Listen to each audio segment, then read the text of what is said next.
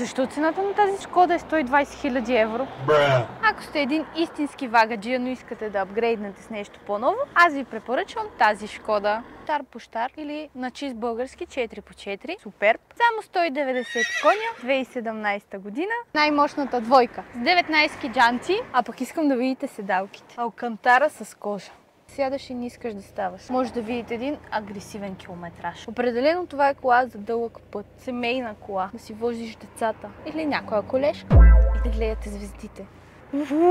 Този багажник наистина е голям. Сега ще ви покажа нещо, което виждам за първи път. Гледайте. Уха!